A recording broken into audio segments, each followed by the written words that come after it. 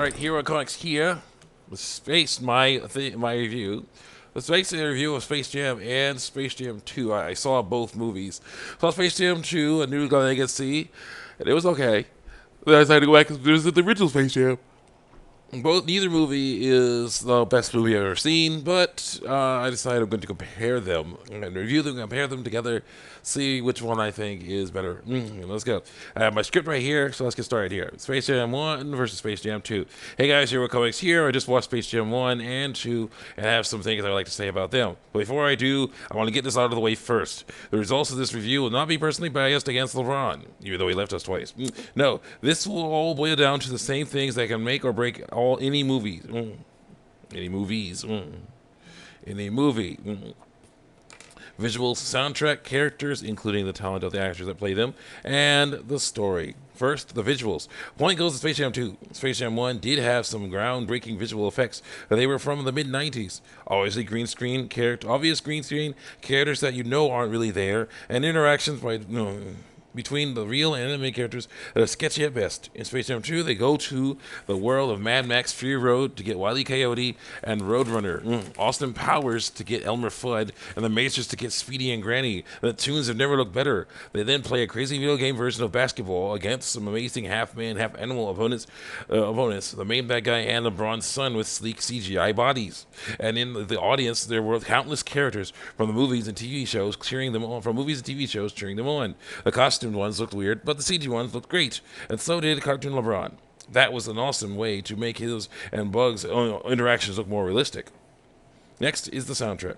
Point goes to Space Jam 1. I'm sure Space Jam 2 had music, but I don't really remember it. Space Jam 1 had Seal, McQuadzy, DJs, and R. Kelly, to name a few. The personal life of the artists will not be part of this review. This section is all about the talent of the artists, and Space Jam 1 ones had more of it than Space Jam 2. Next is the characters, including the talent of the actors playing them. Point goes to Space Jam 1. Yes, Space Jam 2 had fun moments involving the characters, mostly Don Cheadle, but also this one guy who hung out with LeBron at the fateful board meeting and talked to a security guard after he and his sons were kidnapped. But a guy trying to imitate Wayne Knight in Job Only is no match for the actual Wayne Knight, especially when he's this much fun. That brand deal montage was one of the best things ever. Then there's Bill Murray. Well, not his best performance. He still had fun scenes. And then there's all the other basketball stars. They were hilarious after they lost their abilities. That stuff was comedy gold, and then that gold was missing in the second movie. As for the main characters, Space Jam 1 still wins. Yes, they were both better at basketball. They were both are better at basketball than acting, but Jordan had more people to work with, more professional people. LeBron had Don and Sarah, but only for a little bit. I think Sarah Silverman, or only for a little bit. As for the bad guys, one wins again. Danny DeVito voiced the sleazy owner of Moron Mountain, and his henchmen were so cute, and each one was different from each other. From the other. Then they stole the talent of the other NBA players and got huge. And then they had an arc and turned good. The bad guy team from Space Jam 2 was created by LeBron's son, and that was kind of fun. There was a fire/water guy who I think should have been twins. A snake girl who had a fun bit with Lola. Had some fun bits with Lola. I had a fun bit with Lola, or fun bits with Lola. A Spider Girl who wasn't used as much as she should have been. A Golden Time guy who had a few fun bits, including one with LeBron and one with Granny, and a guy with wings and a unibrow who reminded me of Sam Eagle from the Muppets. They looked fun and had some fun, but they didn't really have an arc. And at the end of the game, they were deleted, even though they were made by LeBron's son and not the main bad guy. What a waste. LeBron's son had a better arc, though. He felt like a real main character, and I felt sorry for him. He's not the only one with a dad who thought video games were only a distraction. And speaking of that, his issues with video games were set up well. He got a Game Boy from his friend when he was a kid and was playing it while on the bench at a school basketball game.